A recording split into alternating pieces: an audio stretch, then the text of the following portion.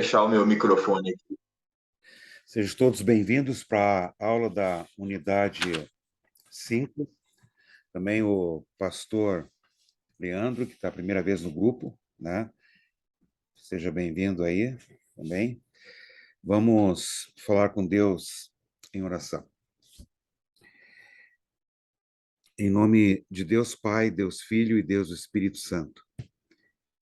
Querido Deus, nós pedimos a tua bênção para esse momento e para o conteúdo dessa unidade que é bem relevante, porque precisamos aprender, fortalecer a fé, esta fé que está no coração, a fidúcia cordis. Pedimos a Deus que tu nos dê assistência do teu Santo Espírito para que possamos ter todo o necessário a fim de compreender a tua palavra que se discerne espiritualmente. Por amor de Jesus, nosso Senhor e Salvador. Amém. Muito bem, nobres colegas. Estamos na unidade 5, página 65.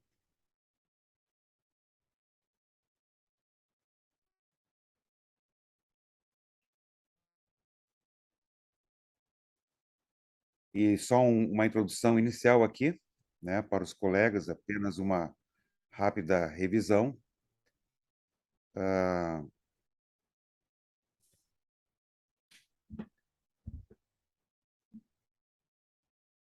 A página 3, ela sempre nos dá uma visão geral do conteúdo do treinamento, e nós estamos aprendendo a ser discípulos do primeiro mandamento. O primeiro mandamento tem um lado negativo, né, que é não terás outros deuses diante de mim, e tem um lado positivo, que Lutero via de maneira evangélica, que é Deus nos convidando a confiar nele acima de todas as coisas, descansar no cuidado amoroso de Deus. Hoje, na unidade 5, estamos fechando a parte positiva, onde enfatizamos o relacionamento com Cristo, o que Cristo significa em nossa vida. E a partir da semana que vem, então, estamos entrando na parte negativa do mandamento, né? Ou seja, nós vamos explorar a questão da idolatria. Mas, obviamente, vamos terminar cada unidade com o evangelho, porque vamos estar usando o princípio da substituição.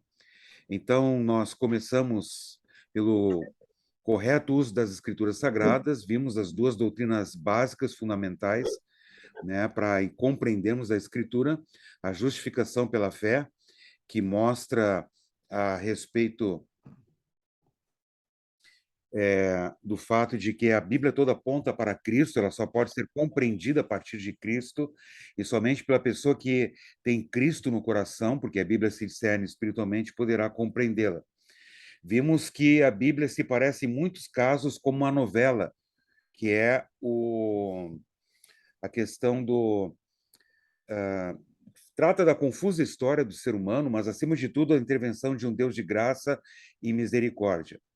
Então, fomos para os Evangelho vence os inimigos, abordamos os inimigos, antinomismo e legalismo, e então passamos para Cristo, a nossa verdadeira vida, e abordamos aqui o princípio da substituição, e fomos então estamos indo para os dois últimos pontos, enraizando nossa vida em Cristo, primeiramente as raízes do Evangelho, como vimos lá, e a dinâmica resultante de quando Cristo está no coração, quando temos a ducha do Evangelho, nós queremos viver de acordo com a vontade de Deus, nos vestirmos com a nova natureza criada por Deus.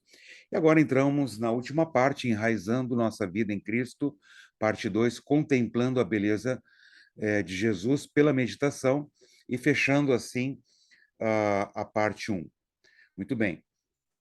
Então, nós temos visto o versículo base aqui na linguagem de hoje, que vai também nos servir como base para a temática do próximo quadriênio da IELB, né? Portanto, já que vocês aceitaram Cristo Jesus como Senhor, então, já que vocês creram em Jesus como Senhor, vivam unidos com Ele, estejam enraizados nele.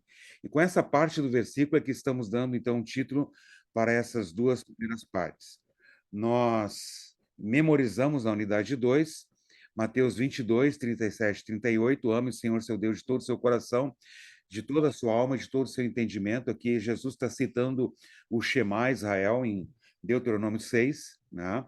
E daí ele mesmo diz, esse é o grande primeiro mandamento, e no versículo 40, ele fala que a escritura toda depende deste mandamento.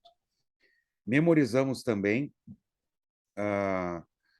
Romanos 8:1, agora já não existe nenhuma condenação para as pessoas que estão unidas com Cristo Jesus, e memorizamos o primeiro mandamento. E na unidade 4, memorizamos Colossenses, né? E aqui a sugestão que vocês poderiam memorizar na maneira destacada aqui, se não quisessem memorizar todo o texto. Antigamente vocês estavam espiritualmente mortos por causa dos seus pecados, mas agora Deus os ressuscitou junto com Cristo. Deus perdoou todos os nossos pecados e anulou a conta de nossa dívida. Ele acabou com esta conta pregando-a na cruz. E o texto para memorizar para a quinta unidade, certamente já está memorizado, né? Santificarás o dia de descanso, devemos temer e amar a Deus, perdão, e, portanto, não desprezar a pregação e a sua palavra, mas devemos considerá-la santa, gostar de ouvir e estudar, tá? Então, se o colega já sabe de cor esse texto, aproveite para reforçar os outros. A nossa ênfase no treinamento sempre tem sido a questão do evangelho, e nós abordamos os inimigos do evangelho a partir dos dois filhos perdidos na parábola que Jesus contou, e por tabela vendo o verdadeiro irmão mais velho. Jesus tinha dois públicos-alvos, né, os religiosos e os pecadores, e os dois filhos representam cada um desses públicos-alvo e representam uma maneira de se manter distante de Deus.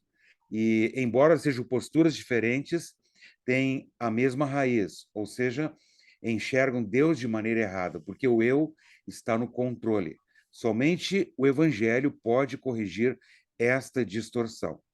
Então, nós queremos ver agora, enraizando a nossa vida em Cristo, e inicialmente nós vamos destacar aqui algumas sugestões, uma técnica, vamos dizer assim, que Lutero sugere para o mestre Pedro Barbeiro, a partir do seu escrito para ele, uma singela forma de orar.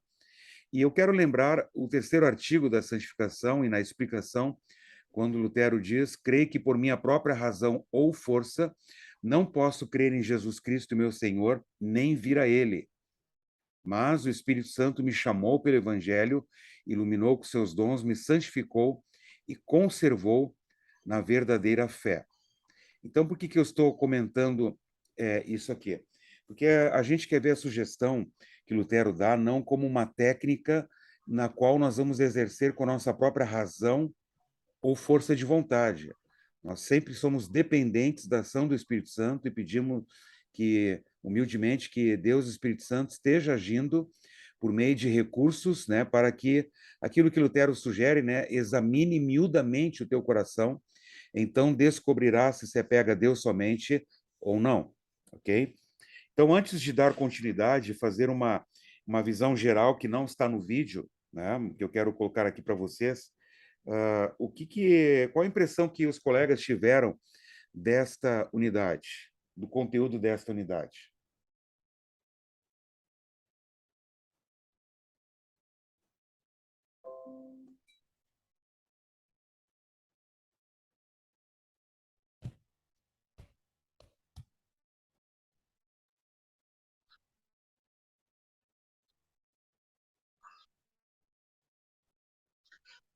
Eu não sei, ninguém está falando, eu não sei se eu não estou ouvindo. Eles Eu estão tudo quietinhos aí. quietinhos. Irmão, assim, eu achei muito bonito o processo do meditar como sendo aquela maneira pela qual a nossa reflexão da leitura sai da mente para ir para o coração, mas eu acho bacana a ênfase que o irmão resgata para nós da palavra de Deus, de que isso faz com que o nosso orar ele seja uma coisa automática, ele seja uma coisa espontânea. Você não vai se preocupar, eu agora tenho que orar, mas naturalmente você ora. E eu pensei no orar também como sendo naturalmente o viver a nossa vida cristã. Então, para mim, assim, esse processo dessa interiorização, com essa alegria profunda que Cristo impacta na nossa vida, eu acho que eu gosto sempre de usar a palavra que perpassa a nossa entranha, né?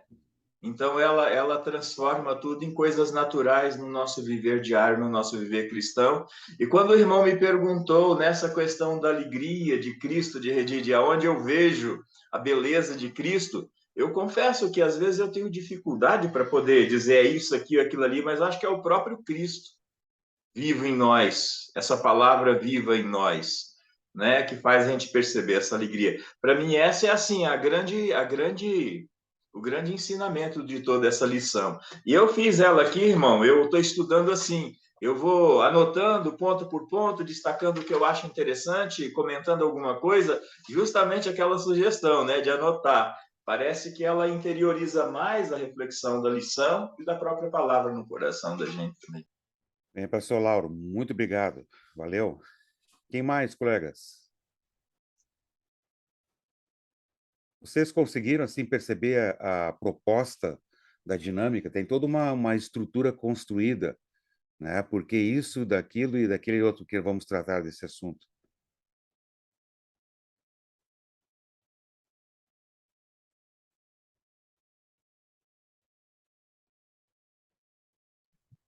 Deixa eu primeiro dizer assim, um bom dia aí para todo mundo, né? Umas desculpas aí para o professor, né? Porque eu gaguejei a monitoria, né? Mas foi por uma causa da qual eu não consegui me livrar, né? Sobre essa dinâmica da leitura, da meditação e da oração, né?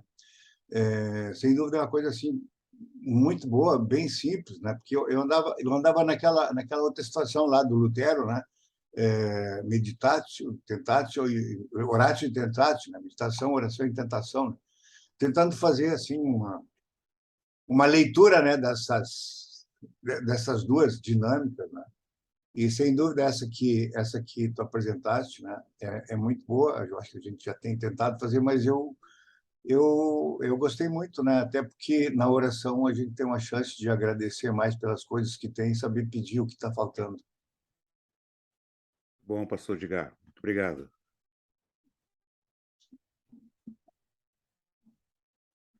Mais alguém?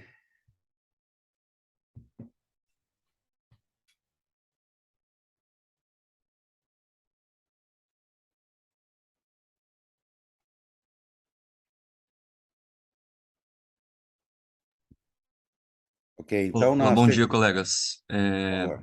Só dizer uma coisa assim, né, pastor, achei interessante que o senhor deixe isso claro, né? Não é uma fórmula mágica, né? É algo que é importante, a ação do Espírito Santo, a gente ter isso, a gente permitir o Espírito Santo ele falar ao nosso coração, né? Essa é uma coisa que me chamou a atenção também. Não existe uma receita, né? Mas é algo que um instrumento pelo qual o Espírito Santo ele vai estar trabalhando em nós, né? Mas muito bom, Muito muito bom. legal. Valeu, pastor Vilmar. Quem mais aí, gente?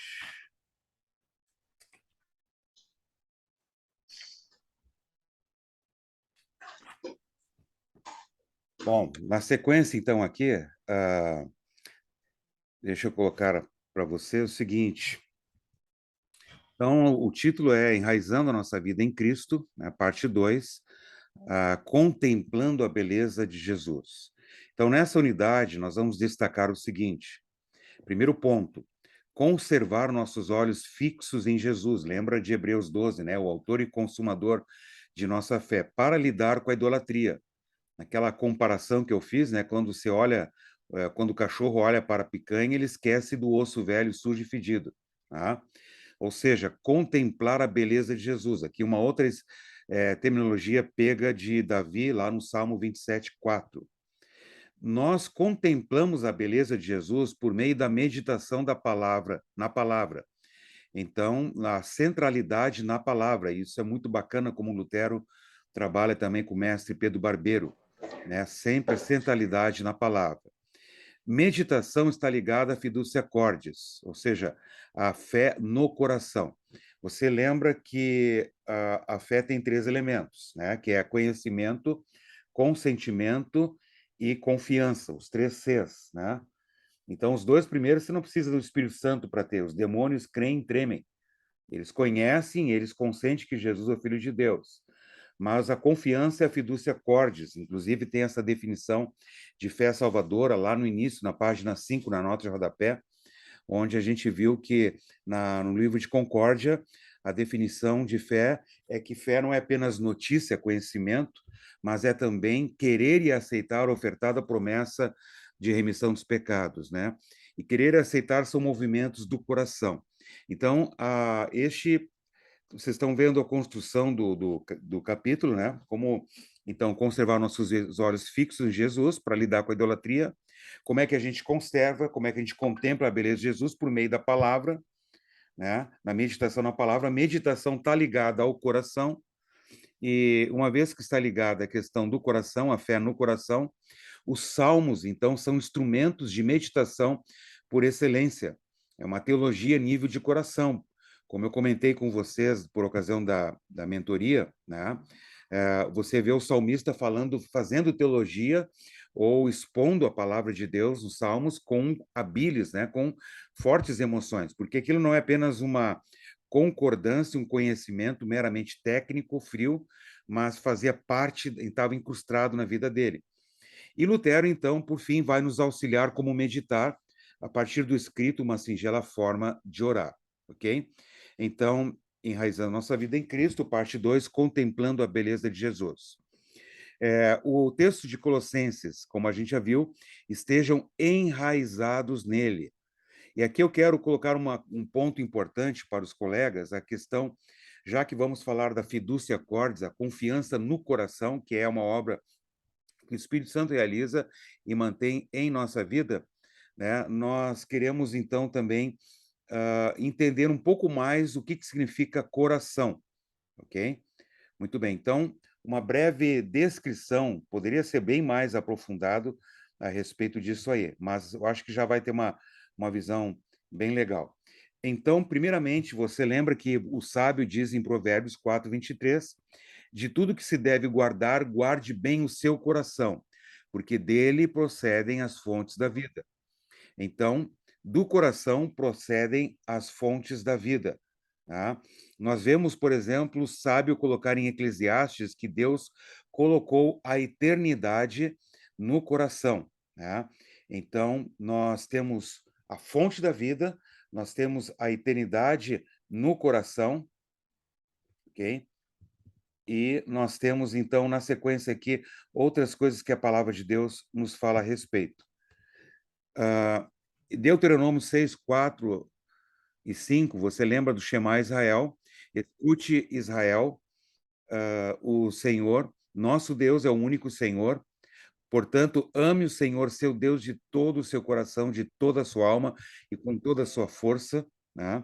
Então, isso vai ser depois resumido por Jesus lá no Novo Testamento, também o apóstolo Paulo vai citar. Você lembra de Deuteronômio 8:2, eu já trabalhei com os colegas também, quando Moisés está preparando o povo para entrar na Terra Prometida. Lembrem-se de todo o caminho pelo qual o Senhor Deus, seu Deus, os guiou no deserto durante esses 40 anos para humilhar vocês, para pôr vocês à prova, para, o destaque é meu, né? Saber o que estava no coração de vocês, se guardariam ou não seus mandamentos. Então, é muito interessante, olha só, Deus permitiu que eles passassem pelo deserto para saber o que estava no coração deles. A pergunta é: Deus já não sabia o que estava no coração deles? Obviamente, Deus conhece o coração. Jeremias 17:10, por exemplo, né? E tantos outros textos. Deus sonda o coração, esquadrinha o coração, né? Mas Deus permitiu que o povo passasse por aquilo para que eles pudessem saber qual era a postura do coração. Porque é sob pressão que o coração é revelado, que vem à tona as circunstâncias, né? Então, você vê que depois do versículo 2, você tem uma descrição das dificuldades que o povo passou no deserto. Não faltou comida e as vestes não se gastaram. Se coloque no lugar deles, né? O mesmo cardápio durante 40 anos foi suficiente para a saúde deles. Mas você comer feijão com arroz durante 40 anos, ok, vai te suprir, mas você gostaria de comer uma salada, você gostaria de comer uns pepinos, gostaria de comer uma carne diferente do que das codornizes lá.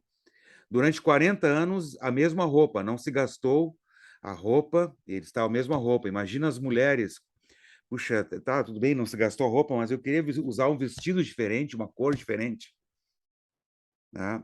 E daí, logo depois, a partir do 11, qual é o texto lá, a questão do Deuteronômio?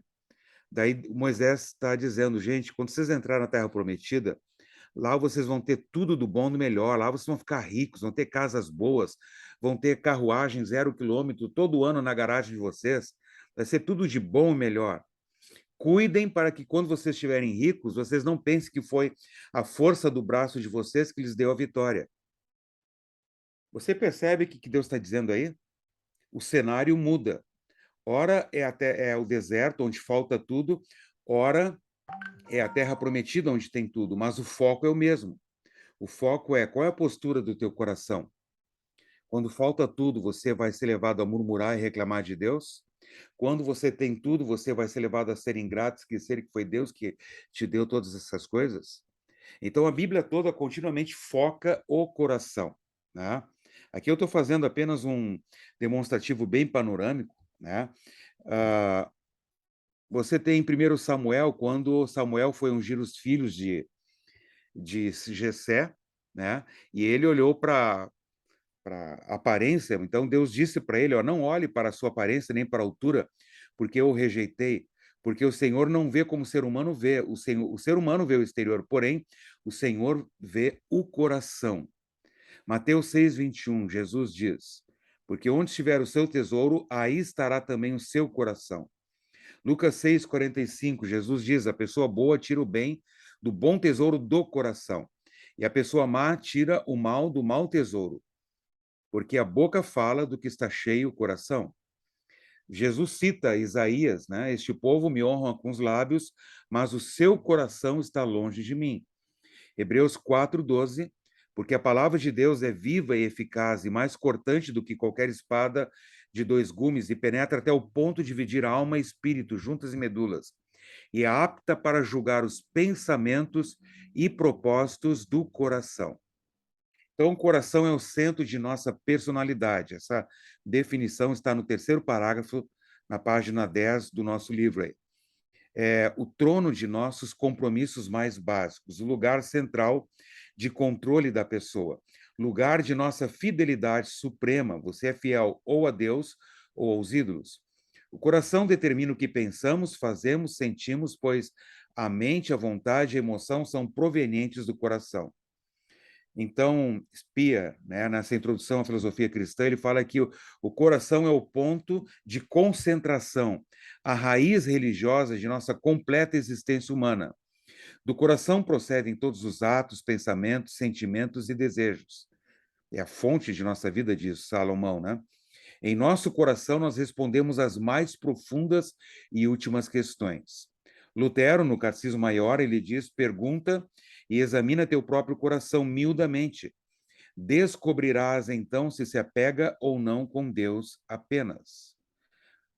Provérbios 25, os propósitos do coração humano são como águas profundas, mas quem é inteligente sabe como trazê-los à tona.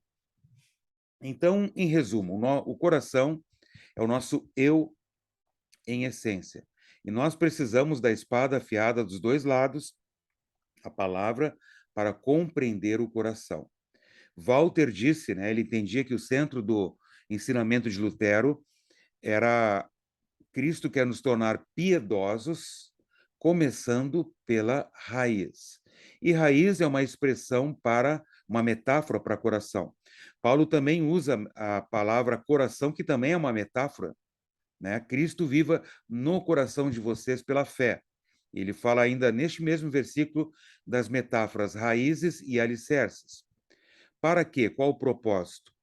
Possamos compreender o amor de Cristo em toda a sua dimensão. E essa compreensão, como já falamos, é a fé reflexa. Você está tomando consciência do conteúdo da fé.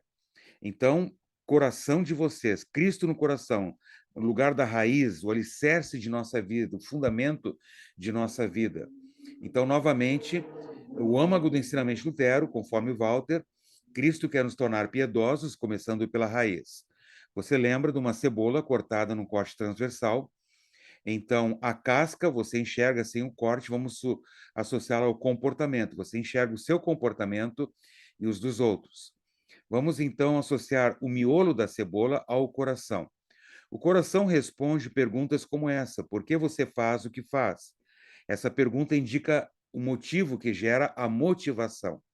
Então, nós vamos ver isso mais adiante, na unidade 10, e depois mais adiante também, em profundidade, o diagrama da cebola cultural de Eugene Bankowski. Né? No momento, eu quero que os colegas apenas lembrem que o foco é o coração, ou seja, o evangelho chegando ao coração, ou seja, a partir do coração contemplando a beleza de Deus. Porque no comportamento nós temos o seguinte: nós nos comportamos porque existem coisas importantes na nossa vida. Nós priorizamos isso ou aquilo porque isso ou aquilo é importante. Aquilo que não é importante, nós não priorizamos. E por que a gente tem esses valores? Porque a gente tem estas crenças, que tais coisas são importantes e as outras não. E por que a gente tem estas crenças? Porque existe um motivo que gera uma motivação, que responde à pergunta: por que eu faço o que eu faço? Então, novamente, Walter, no livro Lei e Evangelho, diz: Cristo quer nos tornar piedosos, começando pela raiz. E é isso que nós vamos ver aqui, né? Como nós podemos contemplar a beleza de Jesus a partir do nosso coração.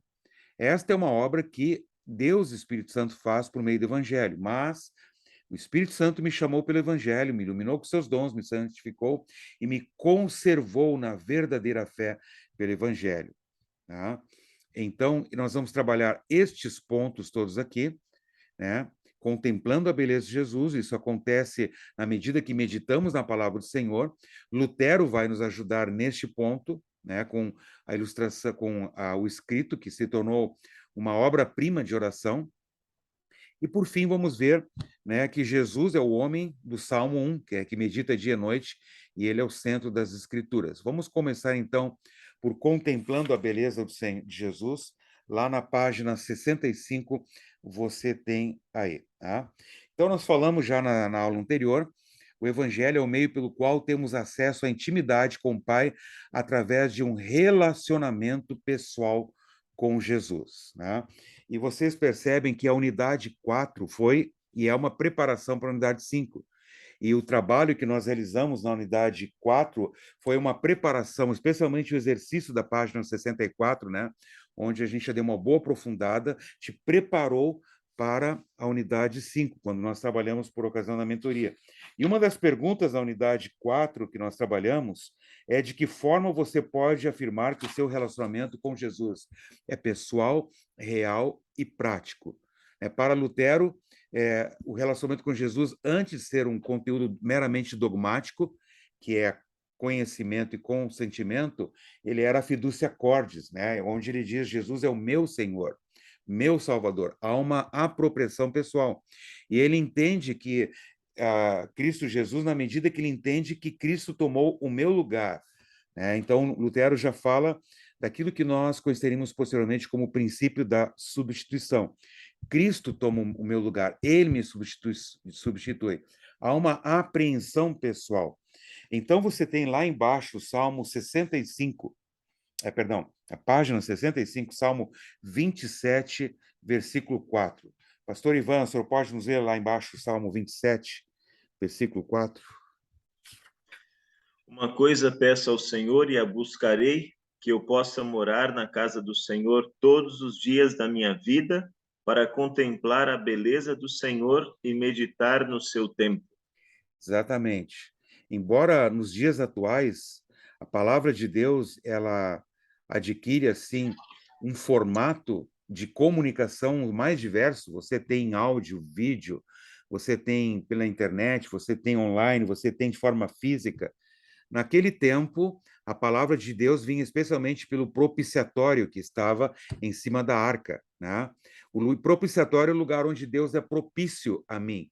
Daí, em 2 João, em 1 João 2,2, você vê que Jesus é a propiciação pelos pecados de toda a humanidade.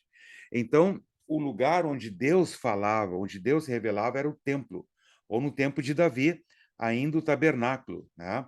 Então, ele queria estar na casa do Senhor, porque é lá que a palavra de Deus era revelada. E ele queria estar onde a palavra era revelada para ele meditar na palavra do Senhor e ver como ele associa o meditar na palavra com o contemplar a beleza, que, como nós comentamos na mentoria, não é uma contemplação física, né? Mas é uma contemplação dos atributos de Deus, porque Deus é espírito. Na página 66, não posso deixar de pensar quando Maria deixou tudo de lado, sentou aos pés de Jesus, como um discípulo fazia aos pés do Rabi, né? E a Marta lá, nervosa, xingando Jesus para falar para Maria vir ajudá-la, e Jesus disse para Marta: Marta, Marta, você anda inquieta e se preocupa com muitas coisas, mas apenas uma é necessária. Maria escolheu a boa parte, e esta não lhe será tirada, né? Então, apenas uma é necessária. Davi disse: eu só quero uma única coisa, estar na casa do Senhor. Davi era um rei, ele podia ter quase tudo, e ele tinha fama, poder, dinheiro, né? Mas ele só queria estar na casa do Senhor. Você percebe ali o tesouro, né, de Davi, o tesouro de Marta. Eu me lembro uma vez, quando eu estava em Porto Alegre, e daí estava numa congregação, e eu acabei conduzindo o culto por 1h30. E eu sei que naquela congregação as pessoas gostam do culto cravado 1 hora, no máximo em 10 minutos, né?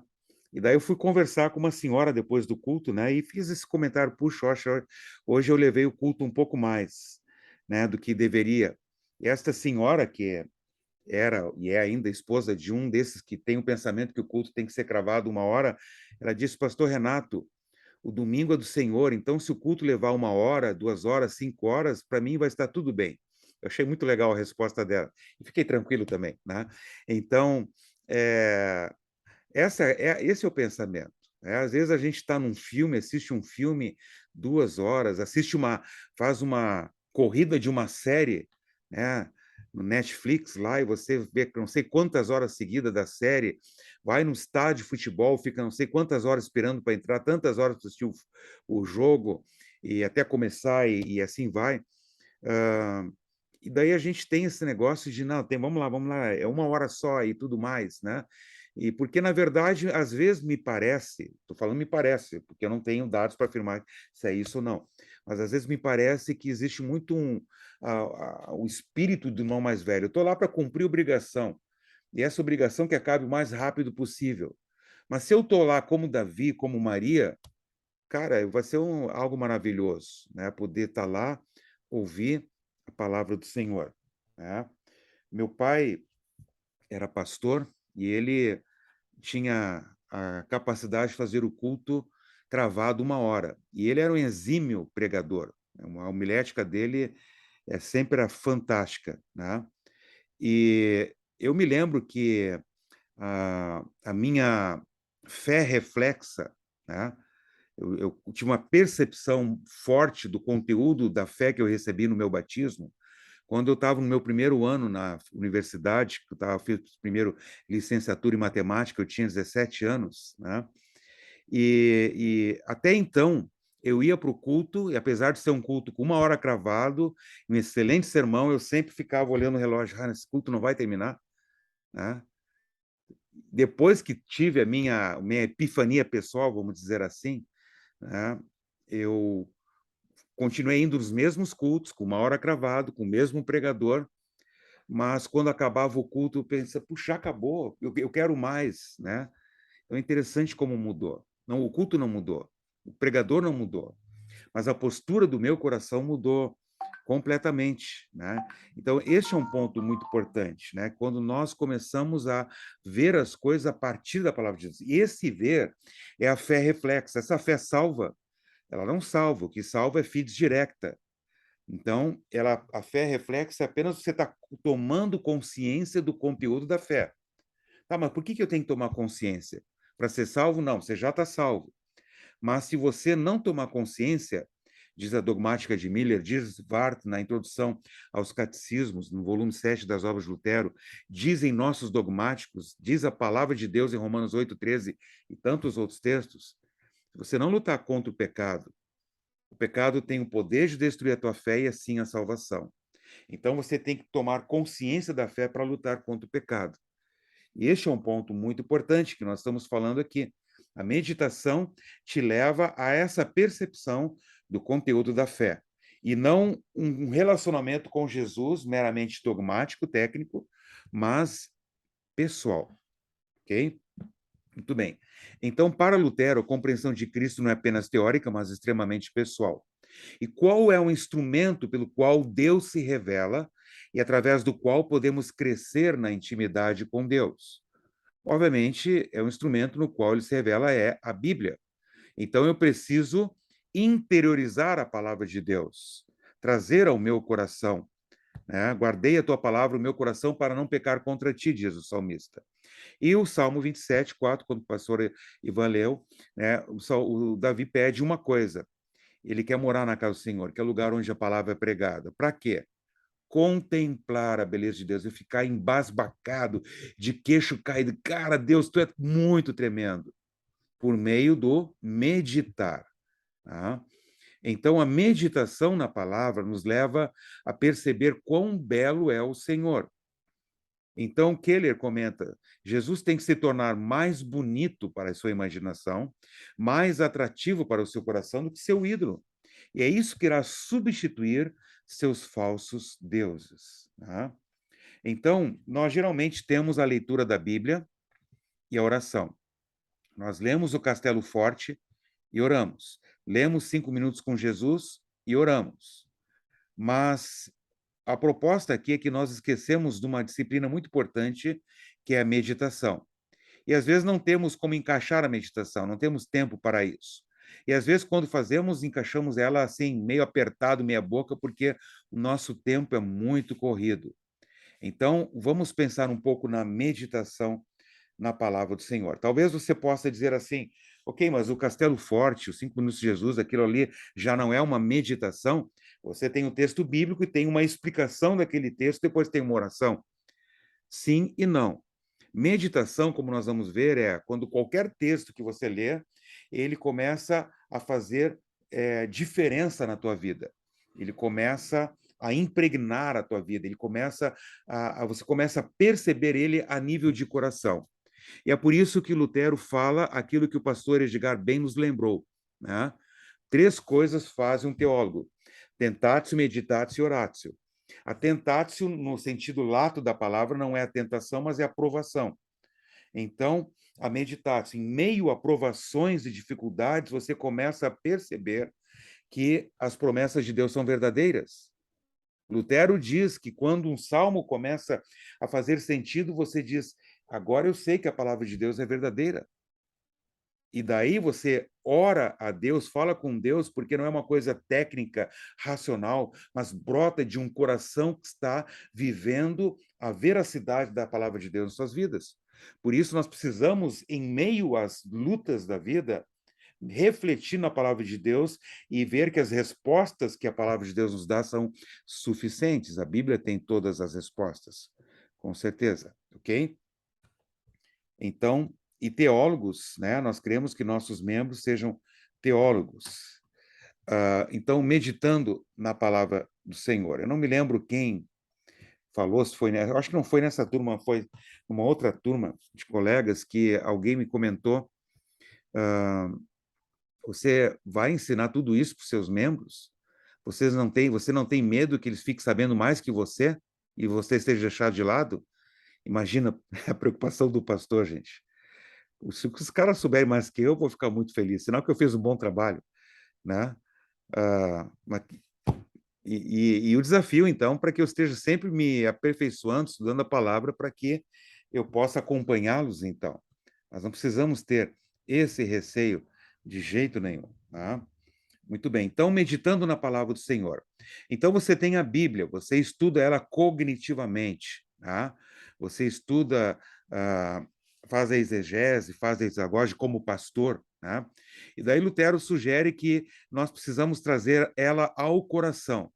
E na meditação, você traz os pensamentos que você está adquirindo do estudo da Bíblia e desce com eles para o coração, falando com o seu coração. E daí Lutero diz que quando o coração está aquecido, ele fica disposto para orar.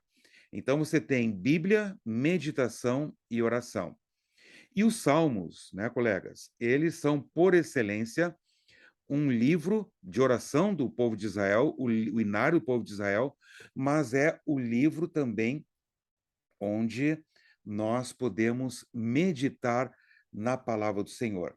Você tem aquele vídeo daquele projeto Bíblia, né, que eu coloquei lá, muito interessante aquele site, aquele no YouTube lá, você pode pegar todos os livros lá, coloca Colossenses lá, ele tem uma explicação em 5 minutos do conteúdo do livro. E ali eu coloquei dos Salmos, né? É muito interessante que muitos salmos são do exílio, pós-exílicos, né? Porque os salmos se tornaram o lugar onde o povo meditava, se tornava o lugar, o templo móvel do povo de Israel. Então, qual é o salmo que abre o saltério? É o Salmo 1, obviamente. O Salmo 1 é um salmo que é uma meditação sobre a meditação. Ele vai te dar as dicas e as orientações de como você deve meditar e refletir a esse respeito, ok? Tudo bem, então, na sequência aqui, você tem aqui na página 67, você tem o texto, né? Ponto 3, meditando na palavra do Senhor, letra A, os Salmos. E daí você tem uma citação aqui de Lutero, em itálico. Então, os Salmos não nos apresentam a forma simples, comum dos santos, tá? Mas a melhor, aquela que usaram para falar com Deus com grande fervor sobre os assuntos dos mais importantes. Este é o maior presente que os santos nos deram nos Salmos. Podemos saber o que sentiam e como falar com Deus e com as outras pessoas, pois o coração humano é semelhante a um navio sobre o mar revoltoso. Então, aqui, Lutero destaca que o coração humano é como esse navio sobre um mar revoltoso. Então, o coração humano ele é jogado de lá para cá, né? Por ventos tempestuosos dos quatro cantos da terra. Daí, tais tempestades, você lembra da Oratio, da Tentatio de Lutero, né? Tais tempestades ensinam a orar com fervor, abrir o coração e pôr tudo para fora. Então, vem para fora aquilo que está lá no coração. Pois quem está mergulhado no medo e cercado de perigos, fala dos problemas com palavras bem diferentes daquelas que queriam ser empregadas por alguém que está vibrando de alegria quando se refere a coisas alegres, fala e canta de forma bem diferente daquele que está mergulhado no medo. Quando vemos uma pessoa triste rir ou uma pessoa alegre chorar, dizemos que isso não vem do fundo do coração, que isso não revela o que se passa no seu íntimo. Aí Lutero continua, na página 68. O que são os salmos, em sua maioria, senão fervorosas orações feitas em meio a tais tempos tempestuosos? Onde é que vamos encontrar palavras mais lindas sobre alegria do que nos salmos de louvor ou gratidão? Ali os santos abrem o seu coração e pode-se ver algo semelhante a jardins floridos, sim, o próprio céu. Ali desabrocham qual lindas flores toda sorte de palavras bonitas e felizes que se dirigem a Deus e falam de sua bondade. Por outro lado, onde é que vamos encontrar palavras que exprimem tanta tristeza, queixa e miséria como as palavras dos salmos de penitência? Aqui pode-se, isso sim, ver no coração dos santos algo que se parece com a morte, sim, o próprio inferno. Como tudo ali é escuro e tenebroso, à vista do furor de Deus. Assim, quando falo de temor e de esperança, os salmistas usam palavras tais que nenhum pintor seria capaz de reproduzir num quadro, nenhum orador algum, nem mesmo Cícero seria capaz de descrever. Tá? Então, o que são os salmos, em sua maioria, destacando aí?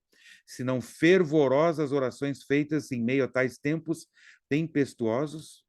E olhando para o Salmo 1, começando com o versículo 1, bem-aventurado, aqui na linguagem Nova Almeida, super feliz, né? É aquele que não anda.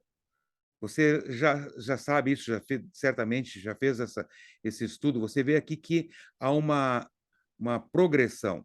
Não anda, não se detém e não se assenta. Você vê que primeiro a pessoa está andando, agora ela parou e agora ela se assentou. Feliz é a pessoa que não faz isso. Bem-aventurado é aquele que não anda no conselho dos ímpios, não se detém no caminho dos pecadores, não se assenta na roda dos escarnecedores. Você lembra que ímpios vem da palavra pia. Pia vem a palavra piedade. Talvez você conhece um livro famoso, né, no século XVII, de Pia Desidéria, Spener, né? Então, pia é a palavra piedade. Impia é a pessoa que não tem piedade. Piedade é relacionamento com Deus. Então, uma pessoa ímpia não é necessariamente um cara à margem da sociedade. Um ladrão, um assassino, um estuprador, certamente são ímpios. Mas um ímpio pode ser um colega, pode ser um vizinho seu, um professor da universidade, bom cidadão, bom pai, bom esposo, né? Paga seus impostos, mas ele não crê em Deus. Esse é um ímpio também. Né? E essa pessoa vai enxergar o mundo com os óculos diferentes da palavra de Deus. Então, feliz é a pessoa que não anda no conselho dos ímpios, porque a maneira do mundo enxergar as coisas exclui Deus. Isso é muito importante, gente. Nós prepararmos cada vez mais aquela cebola cultural, nós vamos abordar mais sobre isso, a questão da cosmovisão, como a gente enxerga o mundo. Nós vivemos tempos de polarização política, e nós vamos abordar isso na unidade 12, na idolatria do poder e da glória. Esse é um adendo muito legal lá. Né? E nós temos orientação da direção de nossa igreja de não abordarmos política, e isso é correto. Como pastores, né? Até quando eu estava fazendo batizado uma sobrinha lá em Pelotas esse ano, daí o pessoal chegou para mim assim, eu sei que eles têm um posicionamento político bem polarizado. E aí, pastor, qual é o seu posicionamento assim, assim? Daí eu até brinquei com eles, vocês nunca viram num congresso de servas, por exemplo, quando fazem a contagem, 320 servas, 183 homens e 43 pastores. Pastor não é nem homem nem mulher, e também pastor não é nem de partido X nem de Y. Né? Então, brinquei com eles e dissipei o assunto porque eles queriam me colocar numa enrascada ali. Né? Porque, como pastor, eu sou uma pessoa pública, não vou estar me posicionando. Mas a maneira de enxergar o mundo é minha obrigação levar os membros a trabalhar. Eu tenho que dizer para eles que nós não concordamos com ideologia de gênero, com aborto, e uma série de outras coisas que vão contra a palavra de Deus. Eu posso trabalhar isso sem citar partido nenhum. Né? Então, bem-aventurado aqueles que não andam no conselho dos ímpios. Quantos acabam andando no conselho dos ímpios porque nós temos receio de abordar certas coisas? Né? Mas isso virá mais adiante. Então, bem-aventurado é o cara que não medita nas coisas da maneira como o mundo medita. Como é que o mundo medita? O mundo medita excluindo Deus. Quando eu estive fazendo meu mestrado no Mackenzie, eu pude conhecer o sistema de ensino Mackenzie. Né? Muito interessante. Estão começando desde o jardim da infância. Eu não sei onde eles já estão. Porque se você pegar os livros didáticos, né? Ensino Fundamental 1, 2, Ensino Médio. Quando eu era capelão da UBRA, eu fazia a o cruzamento, né, com o conteúdo didático em sala de aula, com o ensino religioso. Por exemplo, no 8º ano, 7ª série, vai se estudar a questão do corpo humano. No final do ano se estuda aparelho reprodutor. Então, enquanto ciência está abordando o aparelho reprodutor, ensino religioso, nós abordávamos a questão da sexualidade. Então, eu casava os assuntos. Mas se você pegar os livros didáticos, por exemplo, você vai ver que eles são naturalistas. A mãe natureza fez tal coisa. Você exclui Deus. É o naturalismo, por exemplo, né? E assim vai longe. Então, o sistema Mackenzie, eles começam a colocar uma perspectiva, o quê? Cristã, porque eles são uma universidade cristã, né? E eles têm lá a escola, ensino fundamental e médio. Então, Deus é quem criou todas as coisas, em vez de dizer a mãe natureza, por exemplo, num livro didático, né? Então, ensinam a ver as coisas da ótica da palavra de Deus. E isso é muito importante, muito determinante. E nós temos que, como pastores, estar atento a isso. Quantos membros são, toda semana, bombardeados com uma cosmovisão emancipada da verdade? O salmista diz o que aqui? O salmista diz, pelo contrário, seu prazer está na lei do Senhor.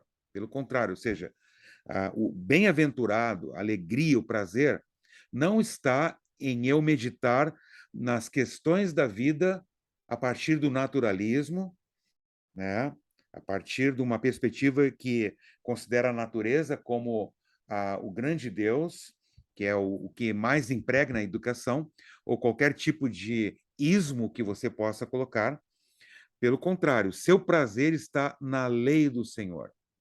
E na sua lei medita dia e noite. Então, meditar dia e noite não quer dizer que o salmista estava com o rolo da lei embaixo do seu braço e toda hora abria dia e noite. Não. Ele ouvia certamente na sinagoga, ouvia no templo, e ele ficava mastigando, ruminando o conteúdo para que ele comece a enxergar as questões da vida a partir da perspectiva da palavra de Deus. Porque há um sério contraste aí neste salmo, né? O Salmo 1, então, ele introduz como eu devo ler o restante do saltério. O Salmo 1, ele aborda esta questão de como eu devo meditar.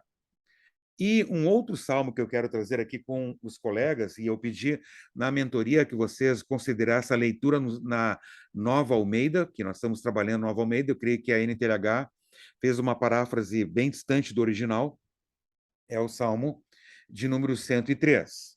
E eu transliterei Salmo 103 na página 69 e 70, porque os membros aqui não têm a Almeida, então eu coloquei para eles lerem ali. Você pode, por favor, abrir na página 69. E a pergunta é,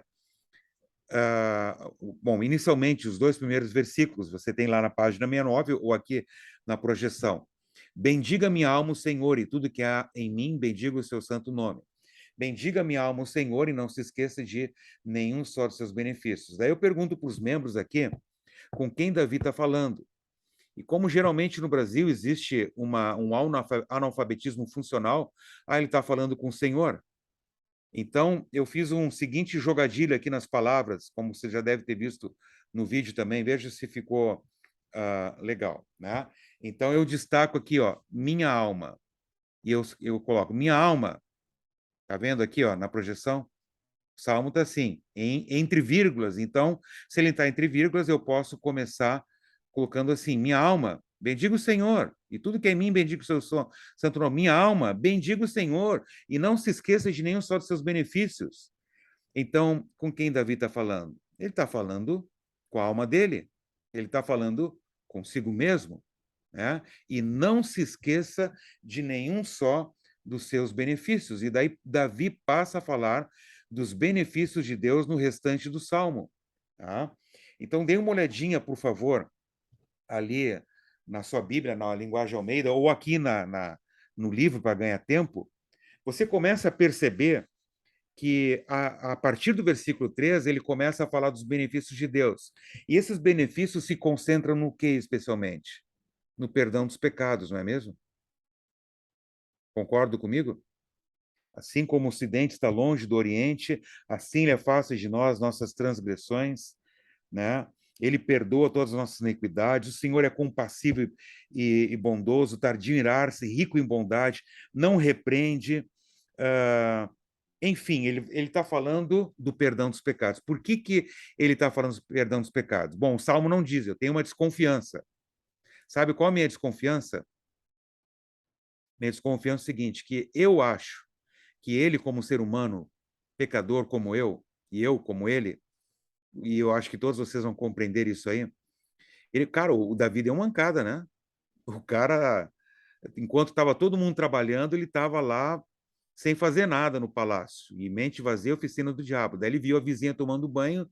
Você sabe o que aconteceu. Para esconder o pecado, ele tentou, né, a artimanha de primeiro trazer Urias de volta e tirar umas férias. Ele não quis, porque os seus soldados estavam lutando e ele mandou assassinar Urias. De vez em quando, eu acho que o diabo e a consciência dele devia acusar ele. Os fantasmas deviam atormentar ele. E daí ele tem que dizer, ô Davi, o seguinte, nós já conversamos sobre isso, Davi. Ô Davi, cara, lembra, Deus já te perdoou, tá tudo bem, Davi. Assim como Deus, o Ocidente está longe do Oriente, teus pecados estão longe de ti. Deus resolveu esse problema, fica tranquilo, Davi. Ele tem que falar isso para ele mesmo. E sabe por que ele tem que falar isso para ele mesmo? Ah? Ele tem que falar isso para ele mesmo porque o nosso principal problema é que nós nos esquecemos dos benefícios da nossa salvação. A mente pode lembrar, mas o coração esquece. O problema básico no coração humano é que ele esquece. O coração humano pode esquecer aquilo que a mente lembra. Então, neste salmo, Davi está preparando o seu coração para a oração. Você tem agora, então, dois textos que eu quero rapidamente trabalhar com vocês, que eu não trabalhei no vídeo, mas eu quero convidá-los para olhar aqui. O primeiro texto de Isaías, né? Você tem aqui lá na página 70. Dá uma olhadinha, por favor, na página 70, lá embaixo. E daí você tem ali Isaías 70. Você lembra que Isaías estava num período em que o povo de Israel estava dividido, as 10 tribos do norte e as tribos do sul, né? Ok? E havia ameaça dos reinos poderosos sobre as tribos lá no caso, né? Então, eles estavam com muito medo dessas ameaças. E daí olha o que Deus diz por meio do profeta. O Senhor diz ao seu povo: eu mesmo lhes dou forças. Então, por que vocês têm medo de pessoas, de seres humanos mortais que não duram mais que a palha? Porque, o negrito é minha parte, né? Porque esquecem o Senhor, o seu Criador, aquele que estendeu o céu e firmou a terra? Porque estão sempre com medo de inimigos cruéis que os perseguem, estão prontos para destruí-los? Que pode fazer a fúria deles contra vocês? Olha a comparação, gente. Palha com o Criador dos céus e da terra. Não tem nível de comparação. Mas por que eles estão com medo? Porque eles esqueceram que Deus é o soberano Senhor. Você não conhece aquele texto que Jesus fala que Deus alimenta as aves do céu e veste os lírios do campo, e você vale mais que as aves do céu e lírios do campo, e que o Pai sabe das tuas necessidades físicas? Você conhece? Alguém não conhece aqui? Todo mundo conhece, né? Mas não é verdade que às vezes a gente fica ansioso e preocupado com as contas para pagar? Por quê? A gente sabe, mas quando o coração esquece, o negócio pesa. E daí a gente tem que dizer para o coração, Renato, seguinte, tu esqueceu lá de Mateus 6, da ansiosa solicitude da vida, esqueceu de Salmo 127, 2, né? Esqueceu que Deus te dá sabedoria para administrar o teu orçamento e não gastar mais do que deve, né? Esqueceu que Deus... Então, tem que dizer para o meu coração, e por isso Lutero vai dizer, eu preciso ouvir o evangelho todos os dias, porque todos os dias eu esqueço do evangelho. Então, o coração tende a esquecer o que a mente lembra. Por quê? Jeremias 17, 9, o coração é enganoso. Por isso, só um parênteses, quando alguém vem alguns colegas estão me pedindo um material sobre Caim e Abel, muito legal, né? Sobre a oferta, porque eu acho que vão trabalhar a questão da oferta, né? Que é o final de semana que vem, é como é que é, do Zaqueu do publicano lá, né? Zaqueu, o cobrador de impostos. Então, quando algum membro diz assim, pastor, eu oferto de acordo com o que está no meu coração, isso é muito perigoso, cara. Coração é desgraçado, enganoso. Você tem que ter um referencial da palavra e não do coração. Sinto muito. Mas isso vai vir na unidade 10 quando se tratar da idolatria do pecado, né? Agora você tem, então, segundo Pedro, capítulo 1. Tá? Fantástico isso aqui. Tá? Então, você tem o texto lá. Eu vou aqui colocar aqui para vocês aqui algumas coisas que não estão no material. Então, você tem aqui, ó, o poder de Deus nos tem dado tudo o que precisamos para viver uma vida que agrada a Ele. Está vendo aqui, ó, nos tem dado. Tem dado é um verbo no presente e no passado. No original grego, é um verbo que tem uma ação no passado que tem efeito no presente. Então, Deus já nos deu tudo o que precisamos para viver uma vida que agrada a Ele. Por meio do quê? Por meio de Jesus, do conhecimento de Jesus. Daí, no versículo 5, Pedro diz: por isso mesmo, façam todo o possível para juntar a bondade à fé. Então, craseado quer dizer que eu tenho a fé. E junto com a fé, eu acrescento a bondade. A bondade juntem o conhecimento, ao conhecimento o domínio próprio, ao domínio próprio juntem a perseverança, a devoção a Deus, a essa devoção juntem a amizade cristã, e a amizade cristã juntem o amor. Versículo 8, olha só que interessante, pois são estas qualidades, quais qualidades? As que ele fala ali, ó, do versículo 5 até o 7, que vocês precisam ter. Se vocês as tiverem e fizerem com que elas aumentem, serão cada vez mais ativos e produzirão muita coisa como resultado do conhecimento que vocês têm de nosso Senhor Jesus Cristo. Então, olha aqui, colegas, na projeção aqui. Você vê que Pedro começa com a fé e termina com o amor. A fé atua no amor. Você está vendo aí, né? Começa com a fé e termina com o amor. O fruto do Espírito é o amor. Então, você quer uma lente de aumento para ver como é que esta fé se manifesta? Você tem aqui essas várias qualidades que Pedro coloca. Ou como Paulo resume, em Gálatas 5:6, a fé atua no amor. Então, tudo isso é resultante. Vamos pegar como exemplo aqui, ó, uma dessas qualidades, né, que é o domínio próprio, certo? Então, o domínio próprio. Vamos imaginar o que Pedro está dizendo. Vamos imaginar que eu perca a paciência com um membro da igreja e fale coisas que eu não deveria falar, certo? Qual é o meu problema? Faltou domínio próprio. E eu tive um comportamento errado. Qual é a raiz do problema? Sabe qual é a raiz do problema? Pedro coloca aqui, ó, no versículo seguinte, versículo 9.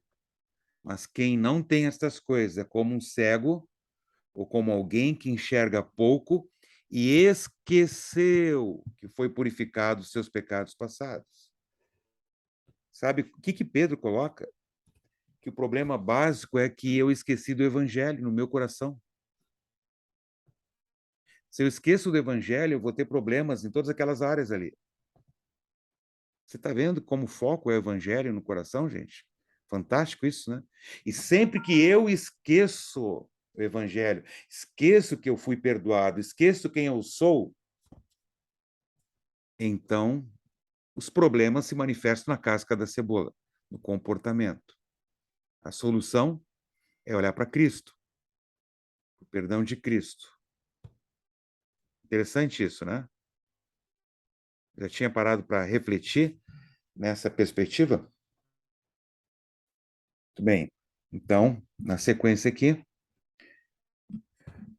leitura da Bíblia, oração. nós queremos, então, incluir a meditação, mas não uma meditação meia-boca, mas um tempo adequado para a meditação. Então, meditação é trazer da mente para o coração. E quando o coração estiver aquecido, né, diz Lutero, você vai estar muito disposto a orar. Como Lutero disse, 3 coisas formam um teólogo: a meditação, a tentação, aqui no sentido lato, que é a aprovação, e a oração. E aquilo que Lutero disse a respeito dos Salmos nos explicam bem, a ponto de nós compreendermos a palavra de Deus no nível da fiducia cordis. Bíblia, meditação e oração. Quando passamos direto para oração e pulamos a meditação, é como se fôssemos da mente para a vontade. Mas o coração, daí a vontade não é motivada, porque é o coração que motiva. Precisamos da meditação, porque o evangelho chegará ao coração, porque é lá que as coisas acontecem. Tá? Então, Salmo 1, Salmo 3 nos ensinaram muito isso. E por isso fizemos a pergunta na unidade, na mentoria da unidade 4. Você tem um tempo na sua vida diariamente onde possa ter um momento na sua vida diariamente onde possa ter um tempo especial para meditar na palavra? Você lembra de Jesus, né? Tendo-se, Marcos 1,35, levantar de madrugada, quando ainda estava escuro, Jesus saiu e foi para um lugar deserto e ali orava. Então, Jesus, ele tinha muita coisa a fazer. Lembro uma ocasião quando ele foi com seus discípulos, entrando no barco, foi para um lugar para descansar, porque eles não tinham nem tempo para almoçar, e chegaram no outro canto do lago, lá de Tiberíades, o povo já estava lá, e foi quando ele multiplicou os pães. Então, eu creio que Jesus tinha que levantar de madrugada e ir para um lugar sem distrações, para agora ter só aquele tempo com Deus, porque durante o dia o negócio era punk para Jesus, era muito complicado, não é mesmo? Então, você lembra que Lutero orava 2 horas por dia. Quando ele tinha muita coisa para fazer, ele orava 3 horas por dia. E você agora vai entender mais profundamente, imagino, que com base no que Lutero falou sobre oração, para o mestre Pedro Barbeiro, que a oração dele incluía Bíblia, meditação e oração. Não é só simplesmente oração propriamente dita, mas ele preparava o coração para que a oração dele brotasse desta palavra que estava sendo impactando o seu coração, enraizando no seu coração.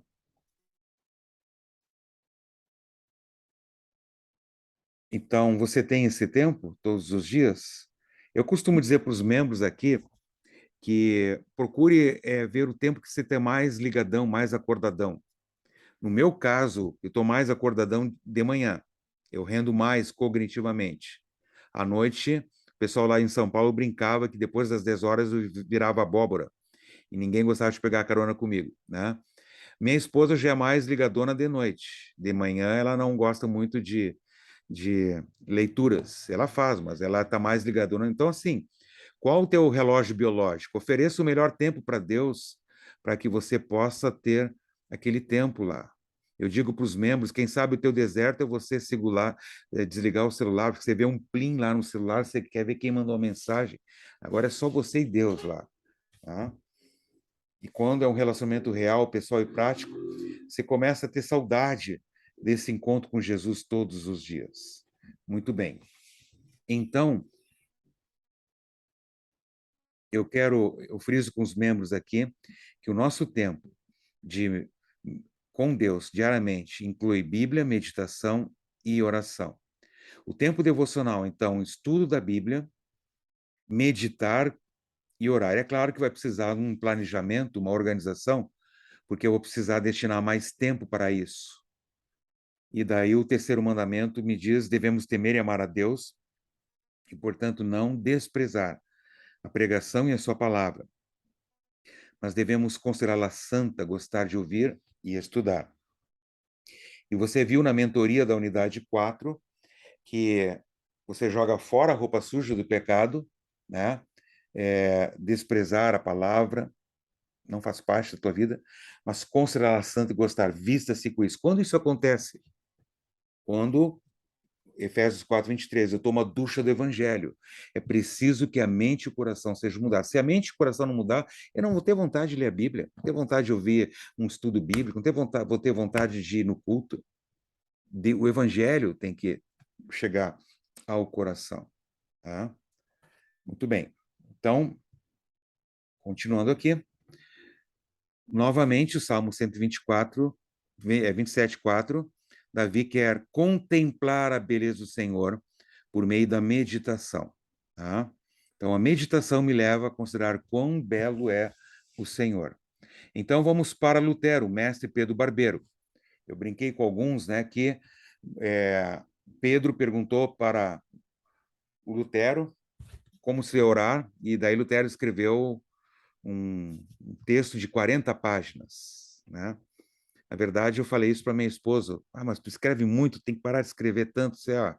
Quando o mestre Pedro Barbeiro pediu para como se orar, ele escreveu 40 páginas, Lutero, eu não escrevo nem metade disso aí, né? Mas não foi por causa disso, não, né? Ele até tinha matado por acidente um amigo dele numa brincadeira idiota, estava na prisão, e num momento difícil, então, Lutero escreve para o mestre Pedro Barbeiro palavras muito consoladoras de como ele vai orar e como a palavra vai chegar ao coração e vai dispor o seu coração para orar. Né? E vamos lá, então, ver as dicas aqui assim. Você pode ver isso no volume 5 das obras de Lutero, tá? E você tem lá como se deve orar para o mestre Pedro Barbeiro, na página 134 em diante. Tá? Então, você pode ler o texto completo lá, é uma leitura muito legal, vale a pena. Aqui eu estou trazendo, destacando alguns aspectos.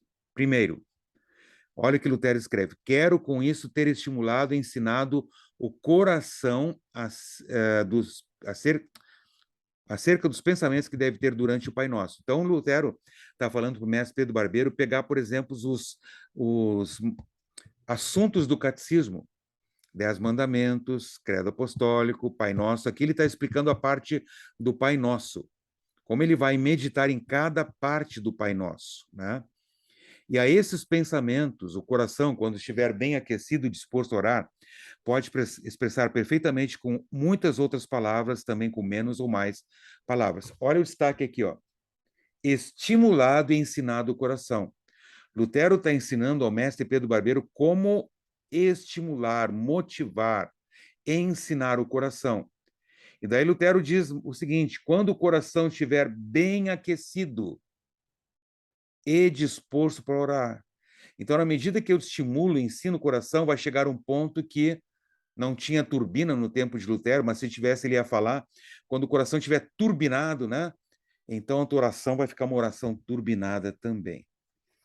Lutero diz, muitas vezes acontece que em alguma parte ou petição do Pai Nosso, então, ele está ensinando o mestre Pedro Barbeiro a pegar as partes do Pai Nosso, chego a me delongar-me em pensamentos tão ricos que deixo de lado todas as outras 6. Lembro que são 7 petições, então ele tá pensando, quem sabe, na primeira petição, santificado seja o teu nome, e ali vem pensamentos tão incríveis da palavra de Deus que ele não tem um planejamento rígido. Não, o Espírito Santo dá licença, eu tenho que agora meditar nas outras 6. Não, ele deixa o Espírito Santo falar por meio da palavra ao seu coração, ele deixa de lado as outras 6. E é o que ele diz aqui, ó, e quando vêm tais pensamentos, Lutero fala, ricos e bons, deve-se deixar de lado as outras preces e dar lugar a esses pensamentos e ouvi-los em silêncio, não os impedindo de modo algum, pois ali está pregando o próprio Espírito Santo. Uma palavra de sua pregação é melhor que 1000 orações nossas. Você está vendo que no tempo devocional de Lutero, o Espírito Santo está falando com Lutero, não de forma direta, ele não era anabatista, ele não era pentecostal, nós não somos pentecostais, nós somos bíblicos, luteranos, que a centralidade está na palavra. Ele está meditando na palavra, e por meio da palavra, o Espírito Santo está revelando verdades incríveis ao seu coração. O que ele faz? Né? Como disse acima, referente ao Pai Nosso, recomendo também que, caso o Espírito Santo intervier nesses ricos pensamentos e começar a pregar em seu coração com ricos e iluminados pensamentos, dá-lhe a honra. E deixa de lado esses pensamentos pré-concebidos, fica quieto e escuta aquele que sabe, aquele que o sabe fazer melhor que tu, e o que ele prega, olha só, isso grava e toma nota, e haverás de contemplar maravilhas na lei de Deus, você fica embasbacado, cara, que Deus tremendo, estou contemplando a beleza de Deus, mas olha aqui o meu destaque aqui, ó, que ele prega, isso grava e toma nota.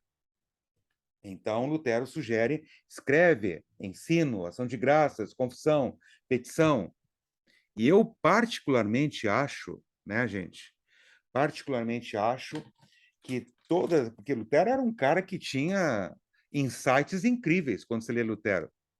Eu acho que muitos dos insights de Lutero vinham desse tempo. Aí ele chegava, anotava lá, pegava o papel, anotava lá, e depois ele compartilhava. E por isso ele tem tanta coisa escrita, tantas coisas fantásticas que ele escreveu, porque ele gastava tempo com Deus, mediado pela palavra.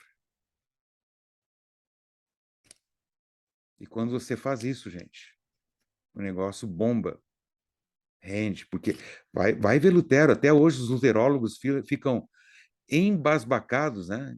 Queixo caído, com os poucos recursos que ele tinha, ele fez tanto. Ele era professor na universidade, ele era pastor na paróquia de Wittenberg, ele lidava com controvérsias, né? Ele ia para vários lugares pregar e ele descansava. Quando ele estava numa caverna, dormindo, passando a noite, junto com Melanchthon, porque eles estavam viajando de um lugar para outro, Melanchthon, à luz de velas, com sua pena, continuava escrevendo.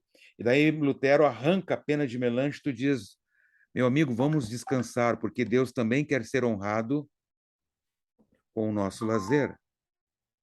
Como é que o cara conseguiu fazer tanto? Porque eu creio que aquilo que Jesus disse, né? Busque em primeiro lugar o reino de Deus, sua justiça, e o resto tudo vai ser acrescentado.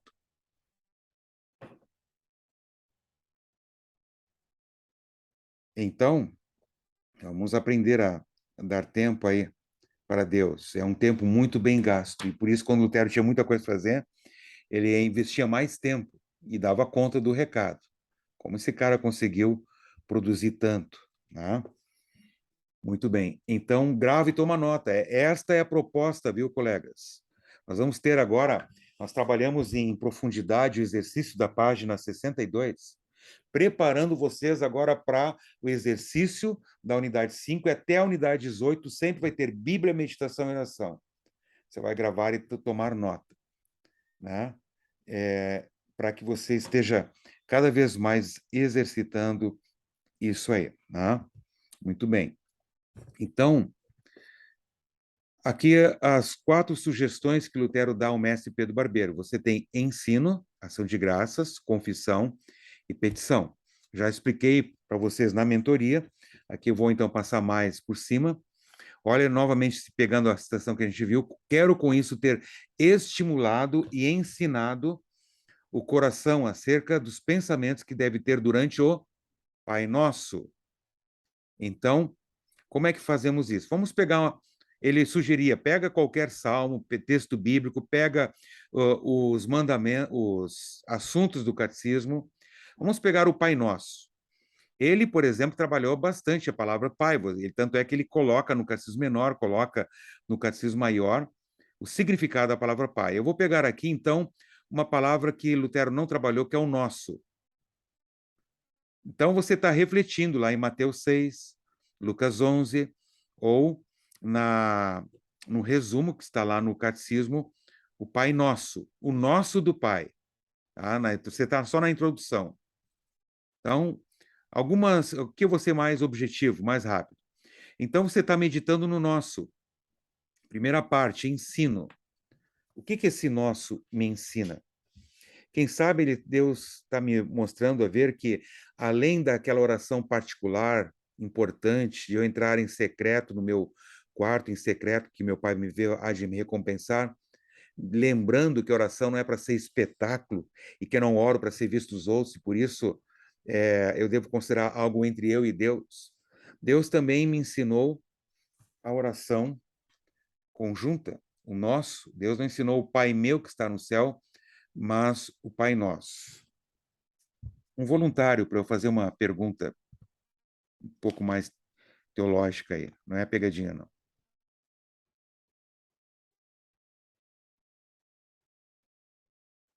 E o medo, hein? Ninguém quer ser barbaridade. Esses caras são. O Ademir vai até sair ele ali, ó. Perguntar aí, pastor. Eu acabei de sair do seminário, então eu vou ser benevolente se eu falar alguma besteira. Oh, de seu cara, hein, meu? Ou não. Tudo bem, pastor Eric. Eu já faz muito tempo que saí, né? Então, o pastor Edgar, acho que é 2023, né, pastor? 50 anos de ministério, né? Ainda não, né? Ainda não. Ainda não, mas está perto, já pensou? Pastor Eric, você lembra lá de 1 Tessalonicenses, né? 5, orai sem cessar. Como é que você entende esse texto, esse versículo aqui de Paulo, essa parênese de Paulo? Orar sem cessar não significa orar ininterruptamente, né? Não é uma vigília de oração, né? Mas é não deixar de orar, né? Às vezes, em relação a determinado assunto, né? Vamos pegar o exemplo de Mônica, mãe de Santo Agostinho, né? Ela orou durante 33 anos pela conversão do filho, orar sem cessar, e ele foi convertido, né? Então, eu entendo, assim, né, na lata, que orar sem cessar é orar com constância em relação a determinado assunto, mas, sobretudo, em relação à fé, não deixar de crer que Deus ouve, e às vezes ele responde sim ou não, ou, como eu gosto de dizer, nem te interessa, isso não é para você saber. Você precisa saber, já está acontecendo. Né? Tudo bem, pastor Eric. Escolhe um colega aí qualquer. Pastor Edgar aí, ó.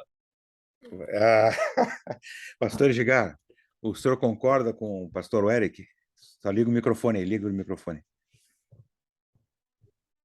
Muito amigo esse pastor aí. Eu concordo, sim, com toda certeza. Né? É a vida, né? Vida de oração. Eu tava bem pensando uma outra coisa aí a respeito da meditação, né? Eu tenho que fazer uma recalcitragem, né? Eu tenho aproveitado assim para fazer 3 coisas ao mesmo tempo, né? Num determinado momento, que é muito bom para mim, é tipo caminhar, né? Jogar os pensamentos assim soltos, né? E orar, né? Caminhando, né? Não precisaria ser só sentado, né? Ou de joelhos, ou assim por diante, né? Só que aí preciso sair antes com a palavra, né? Eu imagino que orar sem cessar é uma coisa assim da vida, né? Que a vida seja a vida de oração. Tudo bem, pastor Edgar. Obrigado aí pela... O senhor escolhe um colega aí, por favor. O Valdir, não, o Rudinei Valdir. Rudinei. Daí, Rudinei, o senhor concorda com... Só porque ele veio pescar no meu quintal esses dias aqui. Concorda com os colegas? Sim, eu entendo também a questão da oração, quando o Paulo fala ali, orar sem cessar, né? Normalmente, enquanto seres humanos, nós somos levados a orar quando estamos em dificuldade, né? Quando eu estou precisando de uma coisa, eu vou orar a Deus, né? E eu entendo aí orar sem cessar é de que em todos os motivos, né? Eu posso e devo estar orando a Deus, né? Em todas as situações, todas as circunstâncias, né? Eu uso muito aquilo que Lutero fala, né? Que tudo que nós fazemos deveríamos iniciar e terminar com uma oração. Acho que esse é o ponto que Paulo coloca, né?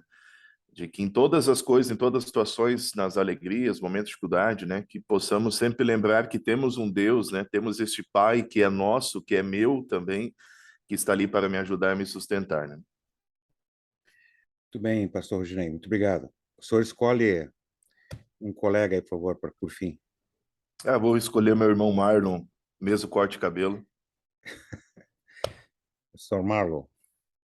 Bom dia a todos. O senhor concorda com os colegas aí? Concordo, concordo. Nós estamos estudando no Departamento das Servas, a pedido delas, a oração do Pai Nosso.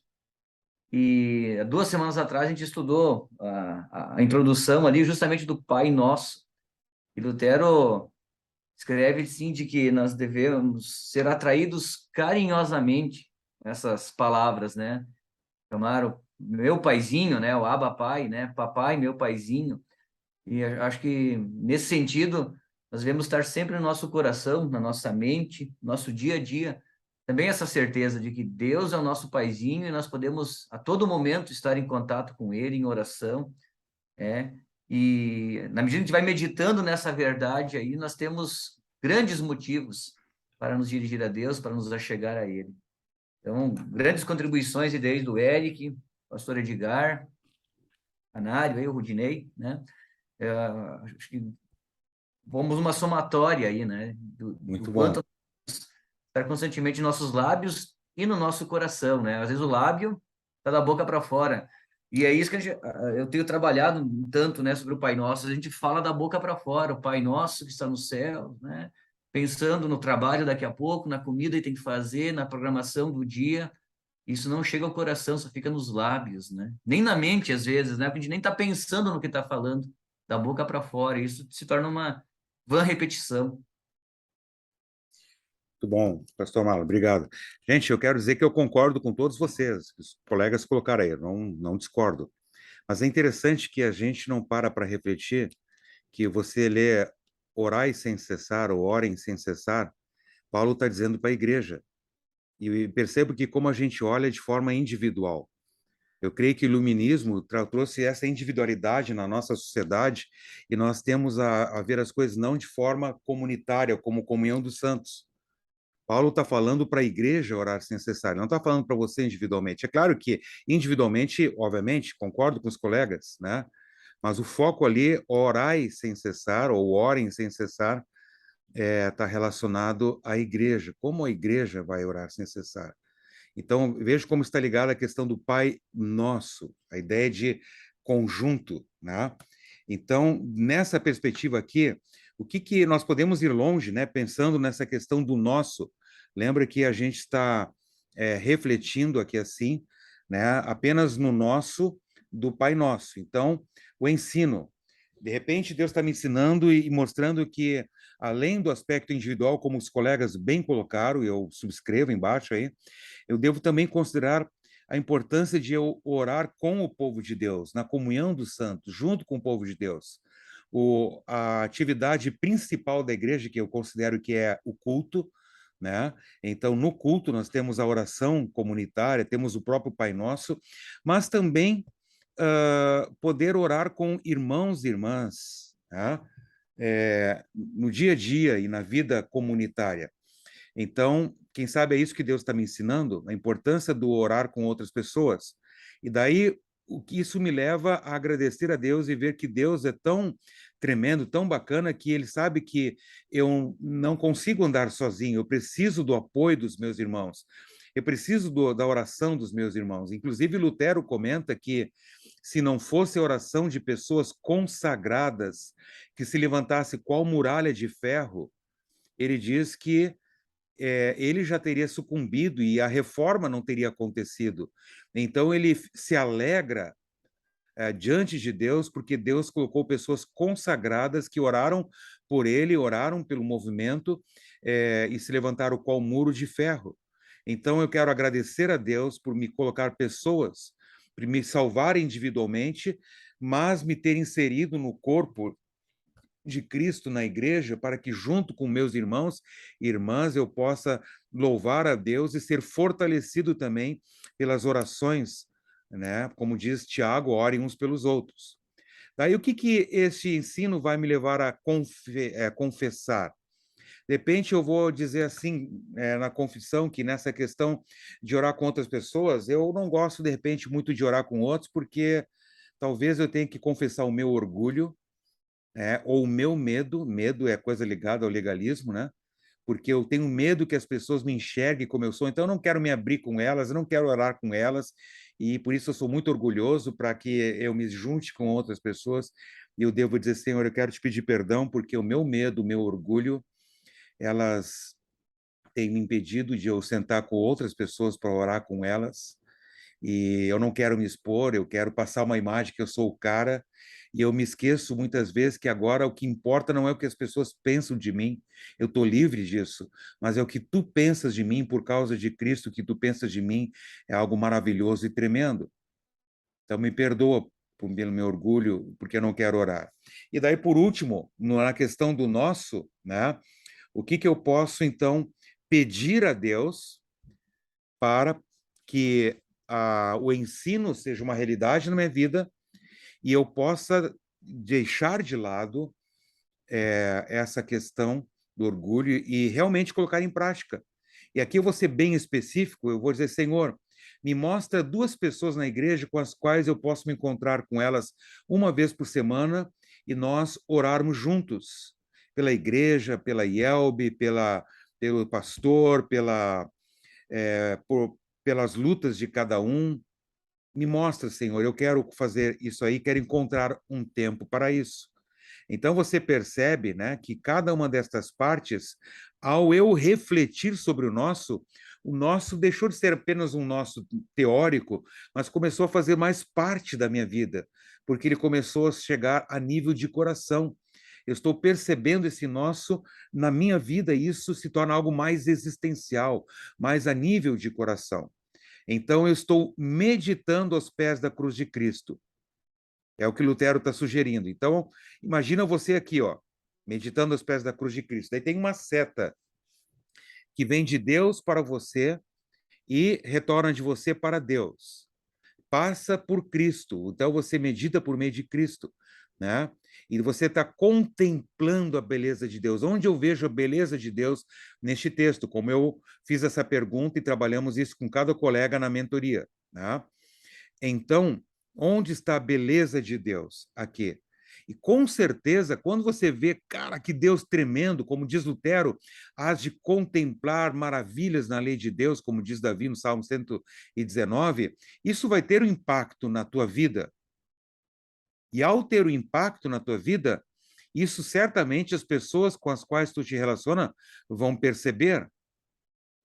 Teu próximo. E quem é teu próximo mais próximo? As pessoas com as quais tu convive na tua casa, quem sabe vão perceber. Então você está vendo ali aquela seta que se volta para Deus, ao contemplar a beleza de Deus no texto, quem sabe vai ficar mais fácil você elaborar a ação de graças. Deus, tu é um Deus tremendo, te louvo por isso, por isso, por isso. Ao perceber quanto isso impacta a tua vida, você, quem sabe, vai ficar com mais facilidade para elaborar confissão, porque vai perceber que também tem coisas que estão sendo impactadas na tua vida pela palavra e precisam ser trabalhadas na tua vida. E o que você precisa pedir a Deus para que essa verdade não fique só com você, mas possa também ser uma realidade de forma horizontal nas pessoas com as quais tu trabalha, tudo isso a partir do aprendizado.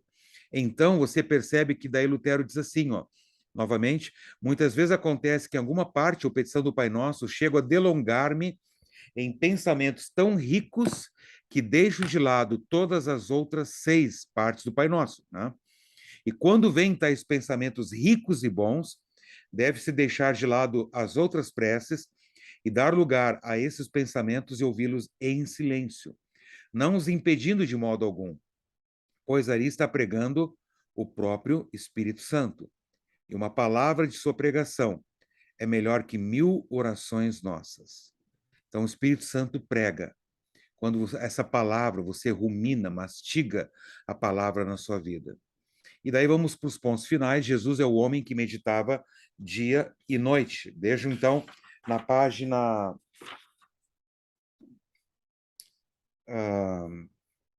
74, por favor.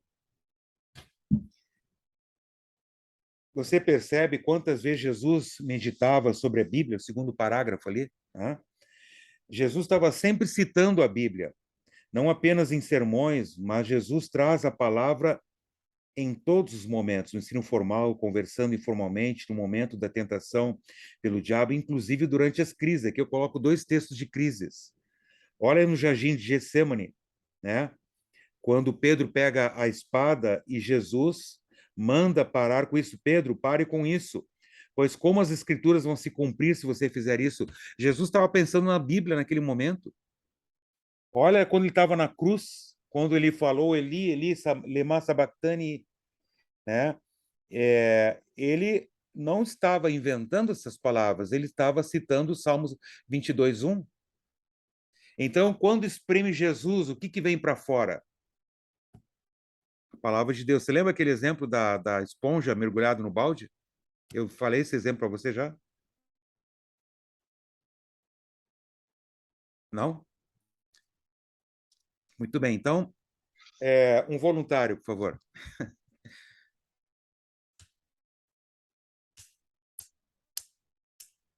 Não é possível.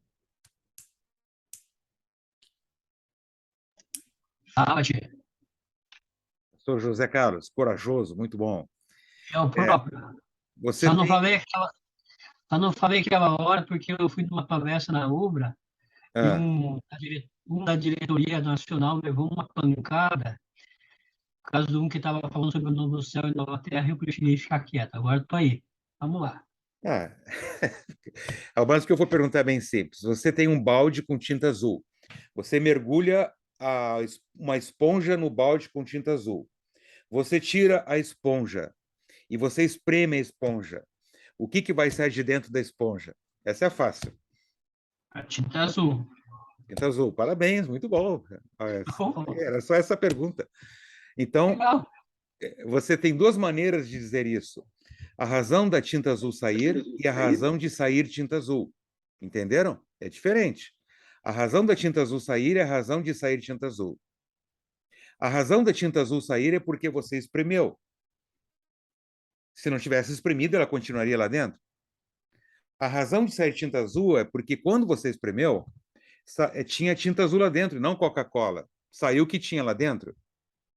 Certo? Ok, por que eu estou dizendo isso? 1 Coríntios 10, 13. Deus é fiel e nunca vai permitir que você seja tentado além das suas forças. Mas junto com a tentação, ele te dará o escape. Sabe o que Deus está dizendo?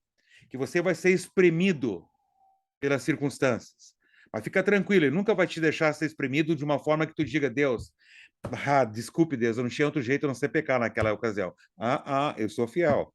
Jamais eu ia permitir você ser espremido de uma forma que você não tivesse outra opção a não ser pecar. Se você pecou é porque você é sem vergonha e desgraçado, e não porque as circunstâncias não te deram outra opção, ok? Então, por que Deus permite nos espremer? Já vimos Deuteronômio 8:2. Ele quer que você saiba o que está lá dentro. Então, ele te coloca uma pessoa bem chata, cri-cri na tua vida. Daí, quando você está com ela, você tem vontade de pegar o pescoço e esganar ela, né? Sobe aquele fervor assim, né? E daí diz, Deus, por que tu permitiu essa pessoa na minha vida? Eu permiti porque é uma circunstância que está te espremendo, não está vendo?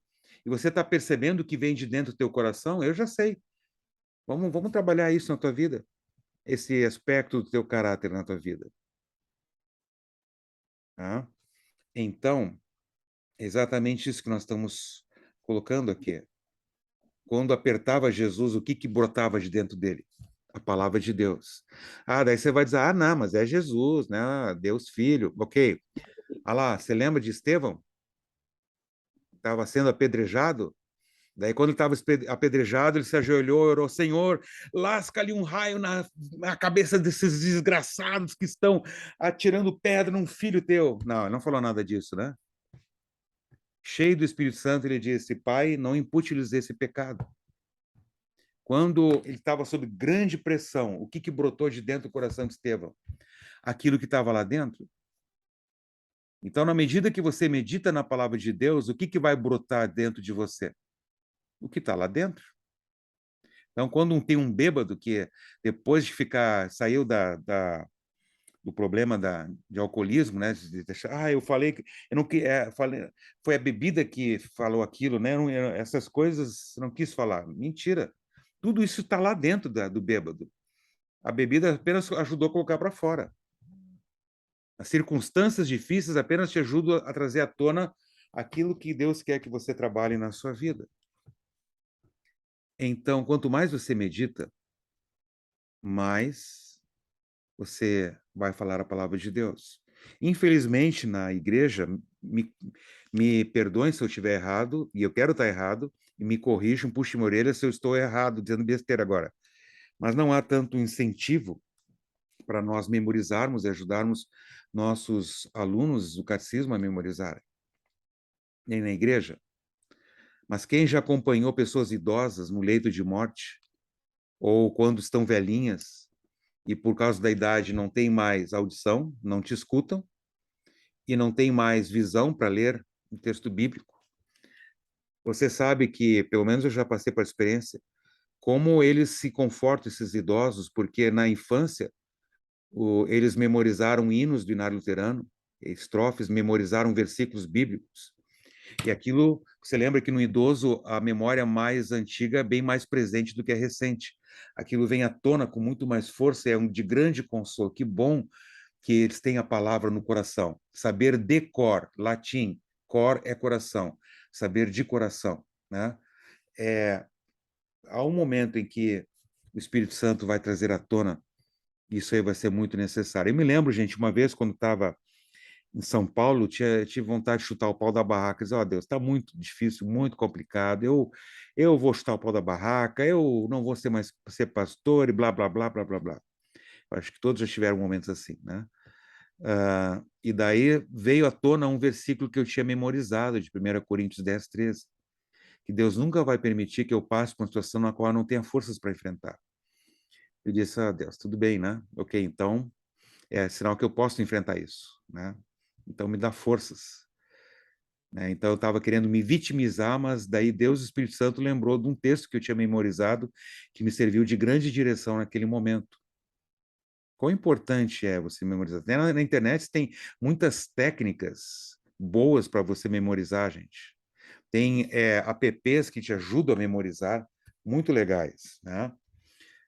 Não use isso como desculpa. Quanto mais você memoriza, mais fácil fica você memorizar. É uma questão de exercício dos músculos cerebrais.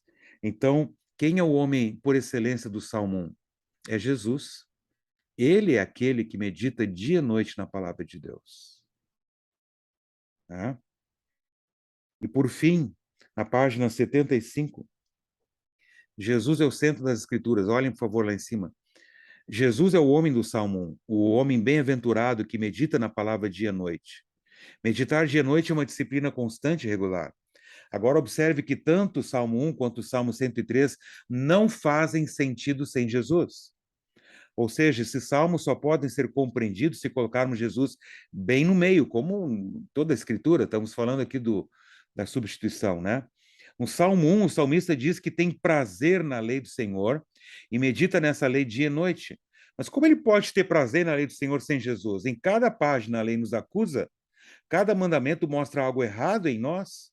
Não dá para ter prazer nisso, a não ser que você lembre de coração que Jesus levou os seus pecados, a sua penalidade na cruz.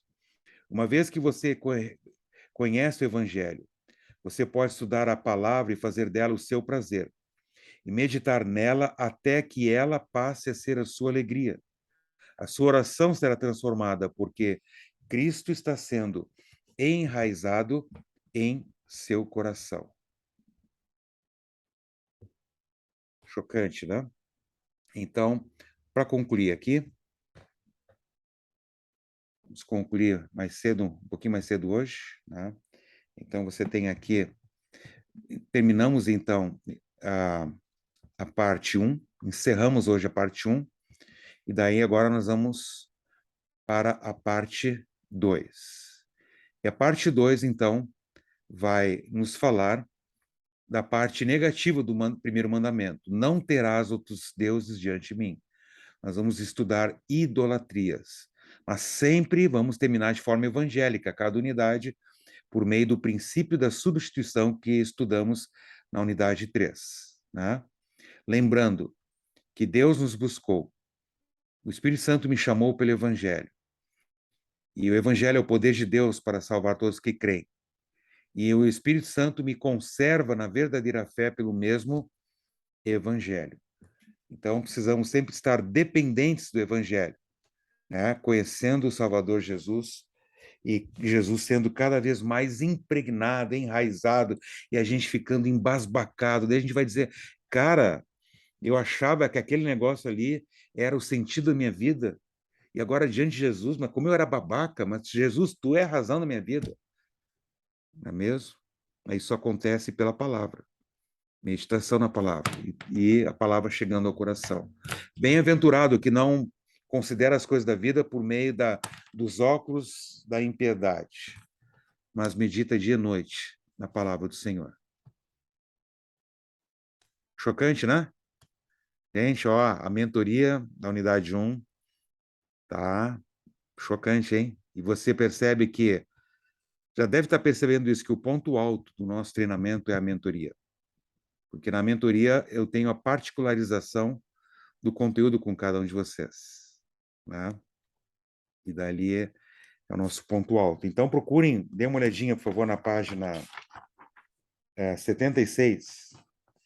Vocês fizeram já o exercício na unidade 4, eu falei que a gente não iria trabalhar em profundidade, porque era apenas para ambientar, né? Mas agora você tem ali, ó, na página 76, do lado daquela figura número 6, crescendo a meditação, leitura da palavra, eu estou sugerindo o Salmo 1. Se não tiver espaço para você escrever tudo ali, escreve num caderno, à parte. Pega as referências cruzadas, quem sabe você vai para Jeremias 17, 5 a 9, né? Vai te ajudar muito neste aspecto, 5 a 8, pelo menos, enfim. Daí vem a meditação. Eu coloco ali como exemplo, né?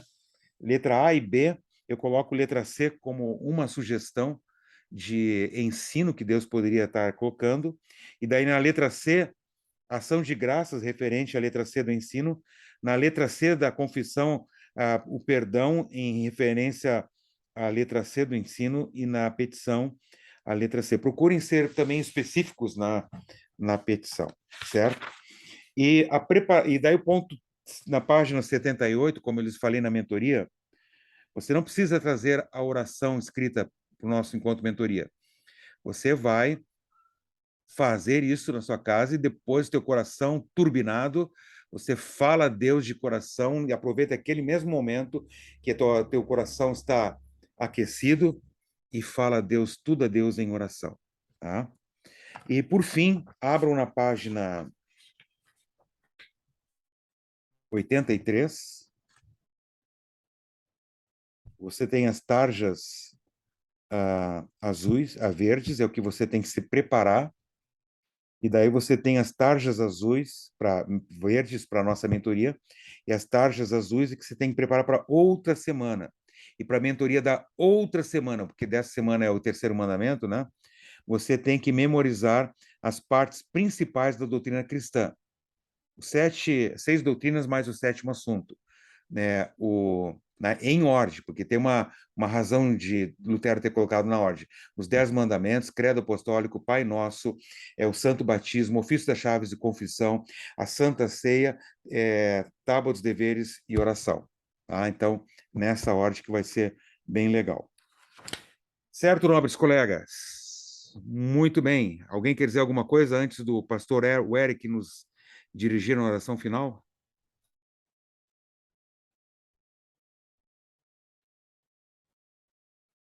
Então tá, pastor Eric, por favor, nos dirija na oração final. Em nome do Pai, do Filho e do Espírito Santo. Amém.